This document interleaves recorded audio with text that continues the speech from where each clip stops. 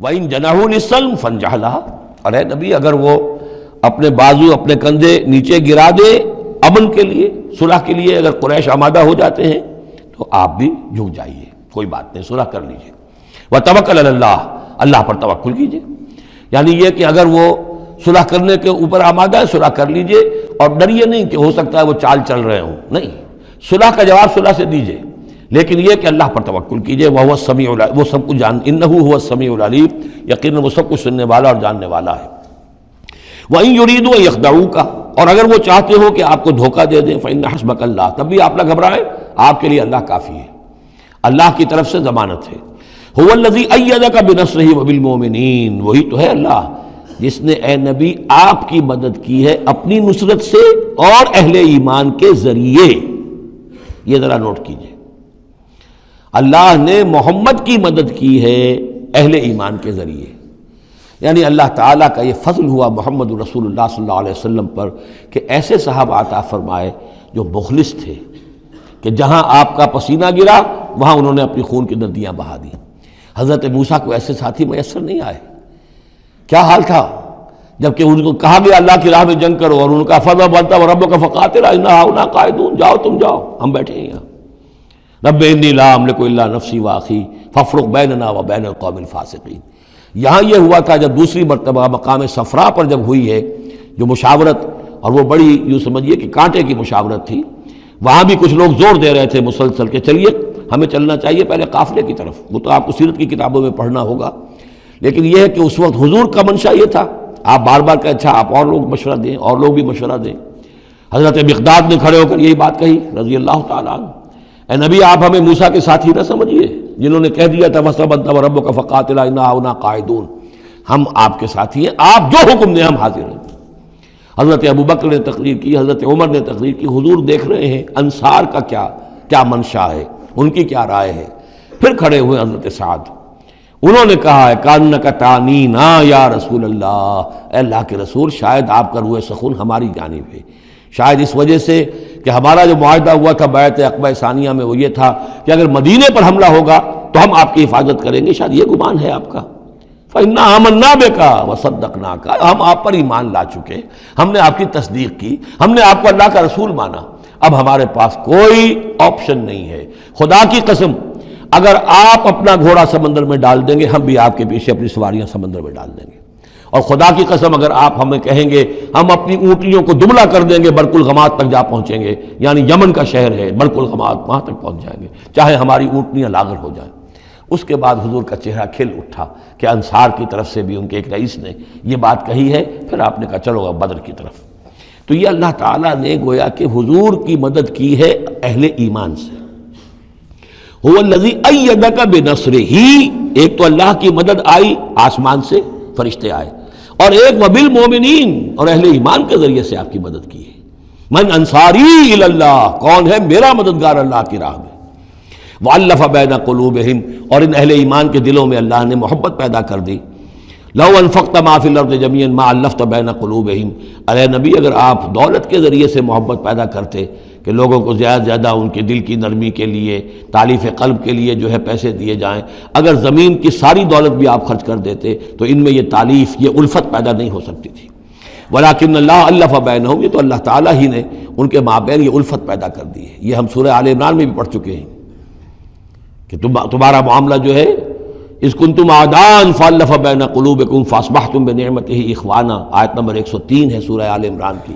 وکنتم علی شفا حفرۃ من النار فانقذکم منها کذالک یبین اللہ لکم آیاتہ لعلکم تہتدون، تم تو تباہی کے آگ کے گڑھے کے کنارے تک پہنچ چکے تھے۔ ولکن اللہ الف بینہم انہ عزیز حکیم، یقیناً وہ زبردست ہے حکمت والا۔ یا ایھا النبی حسبک اللہ ومن اتبعک من المؤمنین، اے نبی آپ کے لیے اللہ کافی ہے اور وہ کہ جو پیروی کر رہے ہیں آپ کی اہل ایمان میں سے۔ ایک ترجمہ تو اس کا یہ ہوگا، یعنی جو اگر اوپر والی آیت کے ساتھ اس کو جوڑے، ایک یہ بھی ہو سکتا ہے اے نبی اللہ کافی ہے آپ کے لیے بھی، اور جو آپ کی پیروی کرنے والے ہیں مسلمان ان کے لیے بھی، ان کے لیے بھی اللہ کفایت کرتا ہے، ان کی مدد کے لیے، ان کو سہارا دینے کے لیے۔ تو یہ ایسی کنسٹرکشن ہے جملے کی کہ دونوں معنی لیے جا سکتے ہیں۔ یا ایھا النبی حرض المؤمنین علی القتال، اب یہ تحریض کا لفظ پھر آ گیا جو سورہ نساء میں ہم پڑھ چکے ہیں، وحرض المؤمنین علی القتال، اے نبی شوق دلائیے، ترغیب دلائیے، ابھاریے ایمان کے جذبات کو، ذرا اپیل کیجئے اہل ایمان کے کہ وہ قتال پر آمادہ ہوں۔ یہ میں آپ کو بتا چکا ہوں کہ اعلان عام اس طریقے کا کہ فرض ہے جنگ میں نکلنا ہر مسلمان کے لیے، یہ صرف تبوک میں ہوا سن 9 میں جا کر۔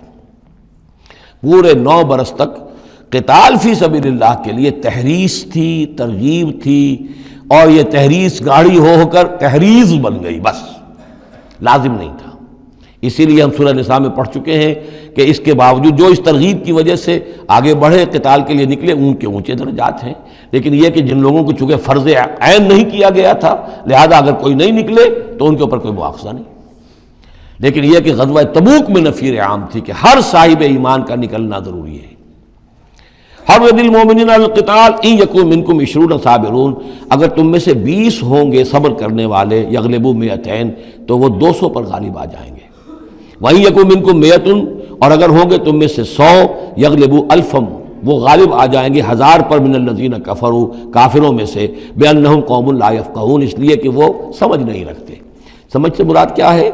انہیں اپنے موقف کی حقانیت کا یقین نہیں ہے۔ ایک شخص ہے جو جانتا ہے میں حق پر ہوں، میں حق کے لیے لڑ رہا ہوں، ایک شخص ہے ڈل مل ہے، ایسے ہی لڑ رہا ہے، مارے باندھے کو لڑ رہا ہے، کسی کے کہے سے آ گیا، مرسنری ہے، تنخواہ یافتہ ہے اس لیے آ گیا۔ اب اس میں اور اس میں زمین و آسمان کا فرق ہوگا۔ تو ان لوگوں کو چونکہ وہ شے حاصل نہیں ہے، لہذا ان کی حالت کیا ہے کہ اگر آپ 10 ہوں گے 100 پر غالب آ جائیں گے۔ لیکن اس کے بعد جو اگلی آیت آ رہی ہے وہ گویا کہ اس کی کچھ عرصے کے بعد یقیناً نازل ہوگی جو یہاں شامل کر دی گئی۔ الآن خفف اللہ عنکم، اب اللہ نے تم پر سے تخفیف کر دی ہے، وعلم ان فیکم ضعفا، اور اللہ کے علم میں ہے یہ بات کہ تمہارے اندر کچھ کمزوری آ گئی ہے۔ لیکن یہ کمزوری کیسے آئی ہے اس کو سمجھ لینا چاہیے۔ سابقون الاولون، مہاجرین اور انصار کے اندر کوئی کمزوری نہیں آئی معاذ اللہ، ابو بکر اور عمر میں یا سعد بن معاذ میں رضی اللہ تعالیٰ عنہ مجمعین، ان میں کوئی کمزوری نہیں آئی۔ لیکن جو نئے مسلمان آ رہے تھے، جن کی ابھی تربیت نہیں ہوئی تھی، اوسط گر رہا ہے۔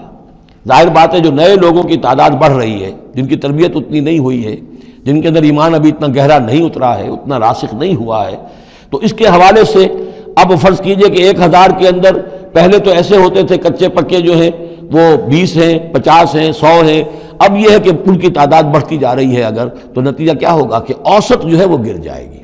اس اوسط کے اعتبار سے اب تمہارے اندر کچھ کمزوری آ گئی ہے۔ فَإِن يَكُن مِّنكُم 100 صَابِرَةٌ يَغْلِبُوا 200، اب بھی یہ ہے کہ اگر تمہارے اندر 100 ہوں گے کہ جو صبر کرنے والے ہوں گے وہ 200 پر غالب آ جائیں گے۔ وَإِن يَكُن مِّنكُم 1000، اور اگر تم میں سے 1000 ہوں گے، يَغْلِبُوا 2000 بِإِذْنِ اللَّهِ، تو وہ 2000 پر غالب آ جائیں گے اللہ کے اذن سے۔ وَاللَّهُ مَعَ الصَّابِرِينَ، اور یقیناً اللہ صبر کرنے والوں کے ساتھ ہے۔ مَا كَانَ لِنَبِيٍّ أَن يَكُونَ لَهُ أَسْرَىٰ، اب یہ ایک اور بہت نازک معاملہ ہوا جو غزوہ بدر کے بعد، کہ وہ جو 70 قیدی پکڑے گئے ان کا کیا کیا جائے۔ جو قریش کے 70 قیدی، اب اس کی ایک شکل تو یہ تھی، مشاورت کی حضور نے، حضرت ابو بکر کی ایک رائے تھی، حضور کی اپنی رائے بھی وہی تھی، اس لیے کہ جو مزاج حضور کا تھا، آپ شفیق، نرم، رؤوف، رقیق القلب، یہی معاملہ حضرت ابو بکر کا تھا۔ حضرت عمر تھے سخت، اشدہم فی امر اللہ عمر، حضرت عمر کی یہ رائے تھی کہ ان سب کو قتل کر دینا چاہیے، اگر ہم نے فدیہ لے کر یا قوم معاف کر دیا، ویسے ہی چھوڑ دیا، یہ پھر دوبارہ آئیں گے، کفر کو تقویت حاصل ہوگی۔ تو اس کو تو جب تک کہ کفر کی کمر ٹوٹ نہ جائے، یہ سانپ جو ہے جب تک کہ پوری طرح کچلا نہ جائے، اس وقت تک جو ہے ہمیں کوئی نرمی نہیں کرنی چاہیے، بلکہ وہ اس حد تک تھے کہ ہم میں سے یہ جو قیدی آئے ہیں جو ان کے قریب ترین عزیز ہوں، بس مہاجرین کے اندر وہ لوگ موجود تھے، قریش کے جو لوگ پکڑے گئے ہیں، تو مہاجرین جو تھے یہاں صحابہ کرام وہ بھی تو قرشی تھے، تو اپنے قریب ترین عزیزوں کو اپنے ہاتھ سے قتل کریں، یہ حضرت عمر کی رائے تھی۔ حضور صلی اللہ علیہ وسلم کی رائے اور حضرت ابو بکر کی رائے بھی یہ تھی کہ نہیں، نرمی کی جائے، فدیہ لے کر چھوڑ دیا جائے۔ فیصلہ ہو گیا، اس پر عمل ہو گیا، لیکن پھر جو یہ آیت اتری ہے یہ پھر بہت سخت ہے، اس میں اس فیصلے کو غلط قرار دیا گیا، اگرچہ فیصلہ ہو گیا ٹھیک ہے، لیکن یہ کہ اس کے اوپر گرفت ہوئی ہے کہ یہ نہیں ہونا چاہیے تھا۔ یہ مضمون بنیادی طور پر یہ سورہ محمد میں آئے گا صلی اللہ علیہ وسلم، اور وہاں تفصیل کے ساتھ اس کی پوری بات آ چکی ہے۔ اور چونکہ سورہ محمد سورہ بقرہ سے بھی پہلے نازل ہو چکی تھی سورۃ القتال، اس حوالے سے یہ بات جو ہے بہت اہم ہے کہ اس میں یہ قاعدہ قانون آ چکا تھا، اس کے باوجود اس بات کا ہو جانا یہ گویا کہ ایک طرح سے ایک کوتاہی ہوئی ہے، وقتی طور پر نظر انداز ہو گیا اللہ تعالیٰ کا مستقل حکم۔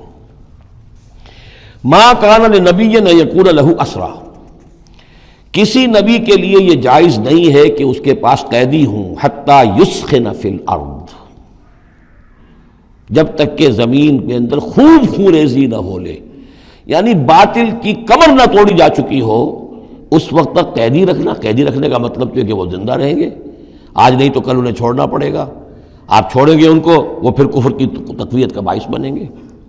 تريدون عرض الدنیا، تم دنیا کا ساز و سامان چاہتے ہو، یعنی فدیہ ملے گا، مال ملے گا۔ اب یہ ظاہر بات ہے کہ نہ حضور کی یہ نیت ہو سکتی تھی معاذ اللہ، اور نہ حضرت ابو بکر کی، لیکن اللہ تعالیٰ کا معاملہ ہے، جب وہ اپنے نبیوں کے اوپر بھی کبھی گرفت کرتا ہے تو بظاہر الفاظ بڑے سخت ہوتے ہیں، بظاہر بڑے سخت ہوتے ہیں، تو اس کے اندر وہ سختی موجود ہے۔ ظاہر بات ہے کہ یہ بات نہ حضور کے لیے نہ حضرت ابو بکر کے لیے۔ تريدون عرض الدنیا، تم دنیا کا سامان چاہتے ہو، واللہ یرید الآخرہ، اللہ کے پیش نظر آخرت ہے۔ سورہ محمد کی آیت نمبر 4 میں یہ پورا قانون آئے گا، ہم وہاں پڑھ لیں گے۔ واللہ عزیز حکیم، اور اللہ تعالی عزیز اور حکیم ہے۔ لولا کتاب من اللہ سبقہ، اگر نہ ہوتی بات اللہ کی طرف سے جو پہلے سے آ چکی تھی، یعنی سورہ محمد کی آیت نمبر 4، اس میں ایک امکان نکلتا تھا اس کی تعبیر کا، اگرچہ تعبیر کے اندر میرے نزدیک غلطی ہوئی ہے، لیکن پھر بھی ایک اس کے اندر امکان موجود تھا جس کو کہ استعمال کیا ہے محمد الرسول اللہ صلی اللہ علیہ وسلم سے۔ لولا کتاب من اللہ سبقہ، اگر یہ اللہ تعالیٰ کی طرف سے بات پہلے سے طے نہ ہو چکی ہوتی، لمسکم فیما اخذتم عذاب عظیم، تو جو کچھ تم نے یہ فدیہ وغیرہ لیا ہے اس پر تم پر بڑا سخت عذاب آتا۔ قانون ہم سورہ محمد میں پڑھیں گے کہ وہ کیا تھا، اور اس کی انٹرپریٹیشن کے اندر یہاں حضور نے کس جگہ سے گنجائش نکالی۔ دیکھیے ہوتا یہ ہے کہ آپ کا رجحان نرمی کا ہے تو آپ ایک ہی بات کے اندر سے نرم پہلو نکال لیں گے، جیسے کہ میں نے عرض کیا تھا کہ جو لوگ کہ سنتے ہیں الذین یستمعون القول فیتبعون احسنہ، وہ لوگ کہ جو کسی بات کو سن کر پھر پیروی کرتے ہیں اس میں سے بہترین کی، جو بھی اس میں اعلیٰ ترین درجہ ہے اس تک پہنچنے کی کوشش کرتے ہیں۔ لیکن طبیعت کے اندر اگر نرمی تھی تو اس نرمی کی وجہ سے حضور نے اس کے اندر ایک اپنے لیے گنجائش نکال لی، لیکن چونکہ اس آیت کے اندر وہ گنجائش واقعتاً موجود ہے، لہذا فرمایا اگر وہ نہ ہوا ہوتا، لولا کتاب من اللہ سبقہ، اگر وہ آیت پہلے نازل نہ ہو چکی ہوتی، لمسکم فیما اخذتم عذاب عظیم، تو تم پر جو بھی تم نے لیا ہے یہ فدیہ وغیرہ اس پر تم پر بڑی سخت پکڑ ہوتی اور عذاب آتا۔ روایات میں آتا ہے کہ حضور بھی اور حضرت ابو بکر بھی دونوں پھر اس آیت کے نزول کے بعد روتے رہے ہیں کہ ہم سے یہ خطا ہوئی ہے۔ بہرحال خطا اجتہادی ہے، کوئی غلط اس طرح کی نہیں ہے کہ کسی صریح حکم کی خلاف ورزی کی گئی ہو، وہ یہ ہے کہ جو بھی اس میں رعایت رکھی گئی تھی اس کو آپ نے اپنے اجتہاد سے اس کے اندر سے جو بھی نرمی کا پہلو تھا وہ نکال دیا۔ فَكُلُوا مِمَّا غَنِمْتُمْ حَلَالًا طَيِّبًا، تو اب کھاؤ جو تمہیں ملا ہے غنیمت۔ غنیمت میں وہ بھی ہے جو عین جنگ کے موقع پر مال غنیمت ملا، اور جو فدیہ اب مل رہا ہے وہ بھی غنیمت ہے۔ حلالاً طیبہ، کھاؤ، اس میں کوئی اب تمہیں ہچکچاہٹ نہ ہو، حلال اور طیب ستھرا۔ واتقوا اللہ، اللہ کا تقوی اختیار کرو، ان اللہ غفور الرحیم، یقیناً اللہ تعالیٰ بخشنے والا رحم فرمانے والا ہے۔ یا ایھا النبی قل لمن فی ایدیکم من الاسریٰ، اے نبی کہہ دیجئے ان لوگوں سے جو آپ کے قبضے میں ہیں قیدی۔ اب قیدیوں میں جان لیجئے حضرت عباس ابن عبد المطلب بھی تھے رضی اللہ عنہ، جو حضور کے چچا تھے۔ گمان غالب یہ ہے کہ وہ ایمان تو لا چکے تھے، اپنے ایمان کا اعلان نہیں کیا تھا، لہذا جنگ میں کفار کے ساتھ ہو کر آئے تھے، وہ بھی گرفتار تھے۔ اور بھی کچھ لوگ تھے کہ جن کے بارے میں حضور جانتے تھے کہ یہ لوگ جو ہے اپنی دلی خواہش سے نہیں آئے ہیں، بلکہ یہ کہ اپنے سرداروں کے دباؤ کی وجہ سے آئے ہیں، لیکن قانون تو قانون ہے۔ تو اس طریقے کا معاملہ جب ہوا ہے، اور پھر حضور کے اپنے اقدامات، وہ قیدی ہیں ابو العاص، ان کی بڑی صاحبزادی زینب رضی اللہ تعالی عنہا نے پھر ان کے لیے اپنا وہ ہار بھیجا ہے جو حضرت خدیجہ نے انہیں شادی کے موقع پر دیا تھا۔ تو یہ ایسی کیفیات ہیں، ہم جب پڑھتے ہیں ان چیزوں کے تو ہمارے لیے تو ایک تعلق جو ہے وہ ایک ماضی کی تاریخ کے قصوں کی ہے. وہاں تو یہ خونی رشتے بھی تھے، تعلقات بھی تھے، ایک ہی خاندان ہے، ایک ہی قبیلہ ہے، اسی کے لوگ آئے ہوئے ہیں. تو اب حضور کے دل میں جو ہے اس وقت سنا یہ ہے کہ جب رات کے وقت کراہ رہے تھے حضرت عباس، انہیں باندھا ہوا تھا، سخت ظاہر بات ہے قیدیوں کو جکڑا ہوا ہے رسیوں کے اندر، تو ان کے جو کچھ اتنا بند تھے کہ سخت تھے، وہ جو بند تھے جن میں بندھے ہوئے تھے کہ کراہ رہے تھے، تو حضور نے کہا تمام قیدیوں کے بند ڈھیلے کر دو. یہ نہیں کہا کہ صرف عباس کا بند ڈھیلا کر دو، بلکہ آپ نے ان کی کراہنے کی آواز سن کر پھر آپ نے فرمایا سب کے بند ڈھیلے کرو، اتنا سخت ان کو نہ باندھو. تو اس طرح کا معاملہ جو ہے اس کو ذہن میں رکھیے. یا ایھا النبی قل لمن فی ایدیکم من الاسریٰ، کہہ دیجئے ان سے جو آپ کے ہاتھ میں اب قیدی ہیں، ان یعلم اللہ فی قلوبکم خیرا، دیکھو اگر جو کچھ تمہارے دلوں میں ہے اللہ کے علم میں ہے کہ وہ خیر ہے، یؤتکم خیرا مما اخذ منکم، تو جو کچھ تم سے اس وقت لیا گیا ہے اس سے بہتر اللہ تمہیں دے دے گا. یعنی یہ کہ نیت کا معاملہ تمہارا اور اللہ کے مابین ہے، ہمارا معاملہ قانون کا ہے. تم آئے کفار کے ساتھ جنگ کرتے ہوئے آئے ہو، پکڑے گئے ہو، اب ان میں کوئی ڈسکریمنیشن نہیں ہو سکتی. کوئی شخص کہے کہ نہیں صاحب میں تو مجبوراً آیا تھا، اور میں تو کسی کے کہنے میں آیا تھا، اور میں تو حقیقت میں تو اسلام لا چکا تھا. یہ بات جو ہے اب نہیں چلے گی. لہذا یہ ضرور ہے کہ اگر تمہارے دل میں کوئی خیر ہے، کوئی بھلائی ہے، اور اس وقت یہ کہ تم سمجھتے ہو کہ تم اس صورتحال میں مجبوراً پھنس گئے ہو اور تمہیں فدیہ ادا کرنا پڑ رہا ہے، تو اللہ تعالیٰ تمہیں اس سے کہیں زیادہ دے دے گا کہ جو آج تمہیں فدیے میں دینا پڑ رہا ہے. ظاہر بات ہے کہ وہاں بیویوں کو خبریں پہنچی، انہوں نے اپنے زیور بھیجے ہیں. حضرت زینب رضی اللہ تعالی عنہ نے بھی اپنا زیور بھیجا، ہار بھیجا ہے، اور حضور کے آنکھوں میں آنسو آ گئے جب آپ نے وہ ہار دیکھا. حضرت خدیجہ کا ہار رضی اللہ تعالی عنہ، وہ پوری زندگی جو آپ کی گزری تھی حضرت خدیجہ کے ساتھ، وہ ساری آنکھوں میں نگاہوں کے سامنے آ گئی. جو ان کی وفاداری تھی اور جو انہوں نے خدمت کی تھی، وفا شعاری کی تھی. تو اس کے بعد مسلمانوں سے کہا کہ یہ ماں کی یادگار تھی بیٹی کے پاس، اگر آپ لوگ اجازت دیں تو یہ اس کو واپس کر دیا جائے. تو اس کو پھر لوگوں کی اجازت سے وہ ہار واپس کیا گیا. تو یہ سارے جو جذباتی معاملات تھے ان کو اچھے سے سمجھیے کہ ہم پڑھتے ہوئے ان چیزوں کو سمجھتے ہیں کہ جیسے ایک بس تاریخ کا ایک واقعہ ہے، اس کے ساتھ جو احساسات، جذبات، جو اس کے ساتھ اور فوری جو اس وقت کی کیفیات تھی، اس کا ہمارے لیے اکثر و بیشتر تو ممکن ہی نہیں کہ تصور کر سکیں. یا ایھا النبی قل لمن فی ایدیکم من الاسریٰ، اے نبی کہہ دیجئے ان لوگوں سے جو آپ لوگوں کے قبضے میں ہیں اس وقت، ان قیدیوں میں سے، ان یعلم اللہ فی قلوبکم خیرا، اگر اللہ کے علم میں ہے کہ تمہارے دل میں خیر ہے، یؤتکم خیرا مما اخذ منکم، تو جو کچھ تم سے لیا گیا ہے اللہ اس سے بہتر تمہیں دے دے گا. ویغفر لکم، اور تمہیں بخش دے گا. واللہ غفور الرحیم، اور اللہ غفور الرحیم ہے. وَإِن يُرِيدُوا خِيَانَتَكَ، اور اگر یہ آپ سے خیانت کرنا چاہیں، جھوٹ بول رہے ہوں، جھوٹی قسمیں کھا رہے ہوں کہ ہمارے ساتھ تو معاملہ یوں ہو گیا تھا اور ایسے آ گئے تھے، فقد خان اللہ من قبل، تو پھر یہ پہلے اللہ سے بھی خیانتیں کرتے رہے ہیں. فامکنا منکم، اللہ تعالیٰ نے ان کو پکڑوا دیا. واللہ علیم الحکیم، اللہ حکیم اور علیم ہے. اب یہ یوں سمجھیے کہ کنکلوڈنگ آیات ہے سورہ مبارکہ کی. ان الذین آمنوا وہاجروا وجاہدوا باموالہم وانفسہم فی سبیل اللہ والذین آووا ونصروا اولئک بعضهم اولیاء بعض، یقیناً وہ لوگ جو ایمان لائے اور جنہوں نے ہجرت کی اور جہاد کیا اپنے اموال اور جانوں کے ساتھ اللہ کی راہ میں، اور وہ لوگ جنہوں نے انہیں پناہ دی اور ان کی مدد کی، اولئک بعضهم اولیاء بعض، یہ وہ لوگ ہیں کہ جو ایک دوسرے کے ساتھی ہیں، رفیق ہیں. یہ آپ نے بات سمجھ لی. اس وقت تک مسلمان معاشرہ جو ہے یہ دو حصوں میں علیحدہ علیحدہ منقسم تھا، مہاجرین، انصار. اگرچہ مہاجرین اور انصار کو بھائی بھائی بنایا جا چکا تھا، لیکن ظاہر بات ہے کہ صرف اس طرح کے تعلق سے وہ پورا جو قبائلی نظام جو ہے وہ ایک دم تو تلپٹ نہیں ہو جاتا. تو اس وقت تک جو صورتحال بھی یہ ہے کہ جو پہلے جو 8 مہمیں حضور نے بھیجی ہیں اس میں کسی انصاری کو شریک نہیں کیا، وہ ایکسکلوسیولی مہاجر فینومینن تھا. جنگ بدر میں پہلی مرتبہ جو ہے انصار شریک ہوئے ہیں، ورنہ پہلے صرف مہاجرین تھے. لہذا وہ پہلی آیت جو ہے ان الذین آمنوا، وہ لوگ جو ایمان لائے، وہاجروا، انہوں نے مکے سے ہجرت کی، مدینے آ گئے، وجاہدوا باموالہم وانفسہم فی سبیل اللہ، اور انصار مدینہ تو اب جہاد میں شریک ہوئے ہیں. یہ 1.5 سال سے اس جہاد میں پہلے سے چلے آ رہے ہیں کہ پوری 8 مہمیں جو پہلے کی ہیں وہ ایکسکلوسیو جو ہیں وہ صرف مہاجرین نے کی ہیں. وجاہدوا باموالہم وانفسہم فی سبیل اللہ، یہ ایک طبقہ ہو گیا، ایک جماعت ہو گئی.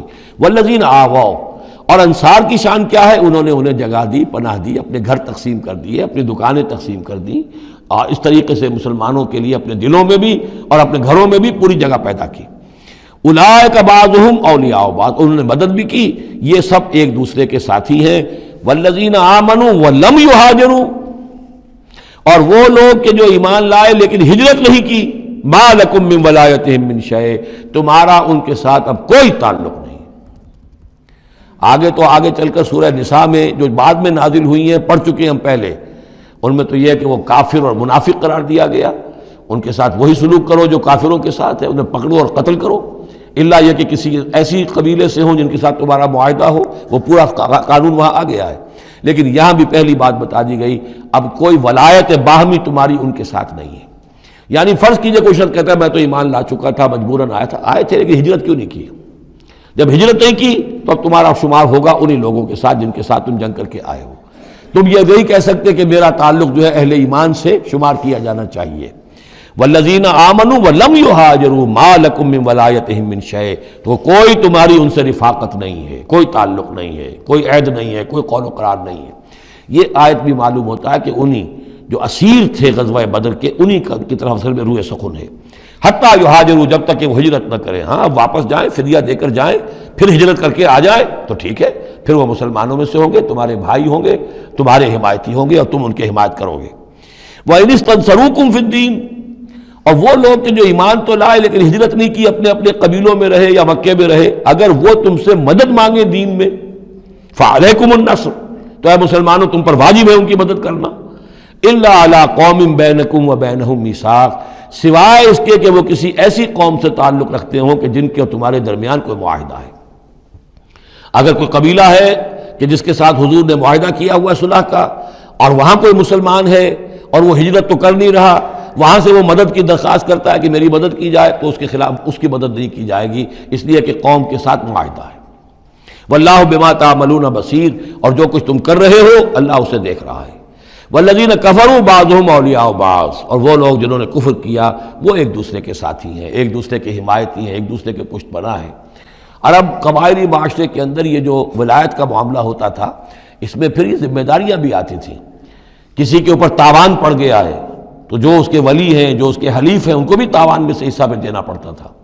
کوئی قیدی ہو گیا ہے، اسے کوئی فدیہ دینا ہے تو جو اس کے حلیف ہیں، جب اس کے گھر والے بھی وہ فدیے کے لیے رقم جمع کریں گے تو وہ حلیف بھی اس کے اندر اپنا حصہ ڈالیں گے۔ تو یہ تو معاشرے کے اندر جو قبائلی معاشرہ ہوتا ہے یہ چیزیں ہوتی ہیں۔ تو یہاں فرما دیا گیا جو کافر ہیں وہ ایک دوسرے کے حلیف ہیں، جو اہل ایمان ہیں وہ ایک دوسرے کے حلیف ہیں، لیکن اہل ایمان میں سے جو ہجرت نہیں کرتے وہ اہل ایمان کے حلیف نہیں ہیں، بلکہ وہ تو انہی کافروں کے ساتھ شمار ہوگا ان کا جن کے ہاں وہ رہ رہے ہیں۔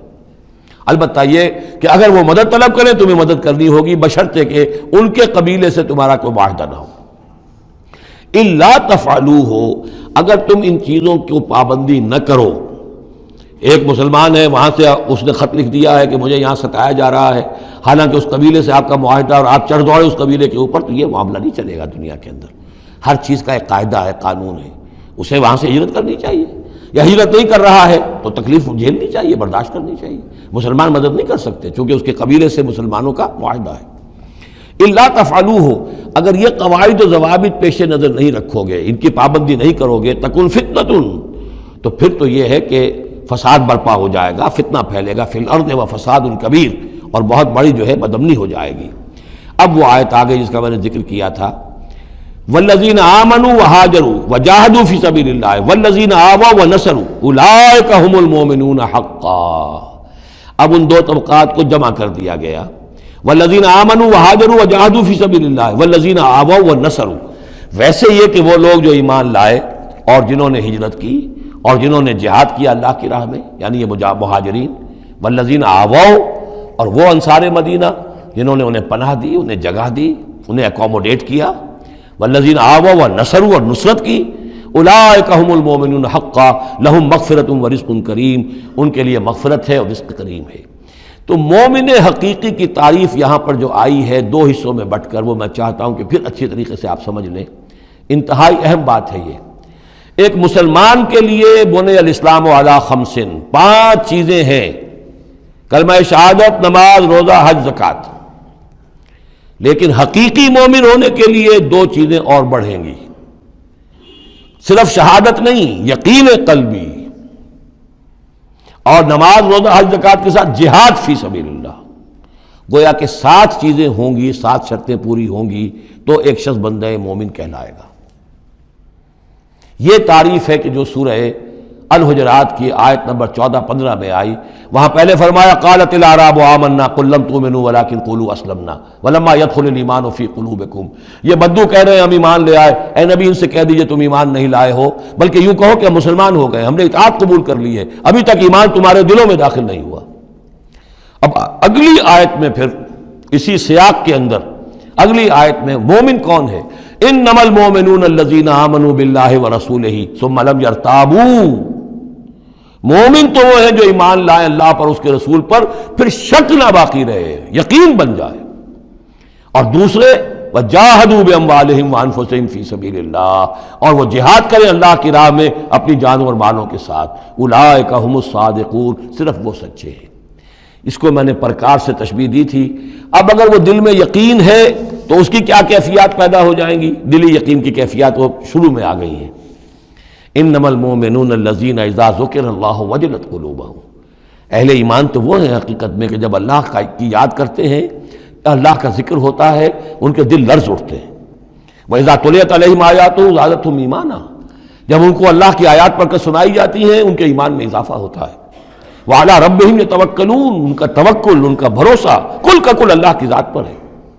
الذین یقیمون الصلاۃ ومما رزقناہم ينفقون. اور وہ لوگ جو نماز قائم کرتے ہیں اور انفاق کرتے ہیں اللہ کی راہ میں اس میں سے جو ہم نے دیا. اولئک هم المؤمنون حقا. یہ ہے سچے مومن، پکے مومن. لیکن یہ مومن کی شخصیت کی تصویر کا ایک رخ ہے. بدقسمتی سے ہمارے ہاں یہ دو رخ علیحدہ ہو گئے. معاملہ یہ ہے کہ یہ ہے ایک ورق، اس ورق کا ایک صفحہ یہ ہے، ایک صفحہ یہ ہے. یہ انسیپریبل ہے، صفحات کو جدا نہیں کر سکتے آپ. ورق ایک ہے، اس کا ایک رخ یہ ہے صفحہ، ایک رخ یہ ہے صفحہ. مومن کی شخصیت کا ایک صفحہ، اس کی تصویر کا ایک رخ یہ ہے. دل میں یقین ہے، اللہ کی یاد کرتا ہے، دل لرزتا ہے. آیات قرآنی پڑھتا ہے یا سنتا ہے، دل میں ایمان بڑھتا ہے. ہر معاملے میں توکل، اس کا بھروسہ اللہ کی ذات پر ہے. نماز قائم کیے ہوئے ہے، زکوٰۃ ادا کرتا ہے، اللہ کی راہ میں خرچ کرتا ہے. یہ شخصیت کا ایک رخ ہو گیا. اولئک هم المؤمنون حقا. لیکن یہ ایک رخ ہے. اور دوسرا رخ کیا ہے؟ والذین آمنوا وہاجروا وجاہدوا فی سبیل اللہ والذین آووا ونصروا اولئک هم المؤمنون حقا. اور وہ لوگ جو ایمان لائے، جنہوں نے ہجرت کی، جنہوں نے جہاد کیا اللہ کی راہ میں، اور وہ لوگ جنہوں نے انہیں جگہ دی، پناہ دی اور ان کی مدد کی، یہ ہے مومن سچے. تو تصویر کے ان دونوں رخوں کو جوڑیے. یہ ہے اصل میں جو آج کی ضرورت ہے. صحابہ کرام کی شخصیتوں میں یہ دونوں رخ تھے. جیسے زوال آیا ہمارے ہاں، اڑائے کچھ ورق لالے نے، کچھ نرگس نے، کچھ گل نے، چمن میں ہر طرف بکھری ہوئی ہے داستاں میری. دین کے حصے بکھرے ہو گئے. کوئی حلقے ذکر کے ہیں تو ان کو جہاد وغیرہ سے کوئی غرض نہیں. کوئی جہادی تحریکیں ہیں تو ان کے اندر جو ہے وہ دوسری کیفیات نہیں. اس طرح کے معاملات جو ہے تقسیم ہو چکے ہیں. جب تک کہ یہ مکمل شخصیتیں وجود میں نہیں آئیں گی، یہ ظاہر بات ہے صحابہ کی کمیت کے اعتبار سے تو وہاں تک نہیں پہنچ سکتے، لیکن ان کا عکس تو ہو، اس طرح کی کیفیت متوازن طریقے پر. اگر 25% ادھر ہے 25% ادھر بھی ہو، 10% ادھر ہے 10% ادھر بھی ہو، لیکن ایک ہی طرف 70% ہو جائے، دوسری طرف 0 ہو، وہ معاملہ گڑبڑ ہے. یہ دونوں جو رخ ہے شخصیت کے، ان کو جمع کرنے کی ضرورت ہے. اولئک هم المؤمنون حقا لهم مغفرۃ ورزق کریم. ان کے لیے مغفرت ہے اور رزق کریم ہے. اللہم ربنا اجعلنا منہم، اللہم ربنا اجعلنا منہم والذین آمنوا من بعد وہاجروا وجاہدوا. اور جو لوگ بعد میں ایمان لائے یا لائیں گے اور ہجرت کریں، جہاد کریں، وجاہدوا معکم، تمہارے ساتھ ہو کر جہاد کریں، فاولئک منکم، تو اے مسلمانوں وہ تم ہی میں سے ہیں، تمہاری جماعت، تمہاری امت حزب اللہ کے حصے ہوں گے. وَأُولُو الْأَرْحَامِ بَعْضُهُمْ أَوْلَىٰ بِبَعْضٍ فِي کتاب اللہ. البتہ اللہ کا جو قانون ہے، جو شریعت ہے، مثلا جو وراثت کا معاملہ ہے، اس کا تعلق جو اولو الارحام کے ساتھ ہے. یہ جو بھائی چارہ تھا اس کے بنا پر وراثت نہیں ہے. وراثت ہوگی وہی جو رحمی رشتے ہیں جن کے بنا پر کہ وراثت کا قانون بنا دیا گیا. اولو الارحام بعضهم اولیٰ ببعض فی کتاب اللہ. اللہ کی شریعت کے ضابطے کے قانون میں بہرحال جو رحمی رشتے ہیں وہ یقیناً مقدم ہیں. ان اللہ بکل شیء علیم. یقیناً اللہ تعالی ہر چیز کا علم رکھتا ہے. بارک اللہ لی ولکم فی القرآن العظیم ونفعنی وإیاکم بالآیات والذکر الحکیم.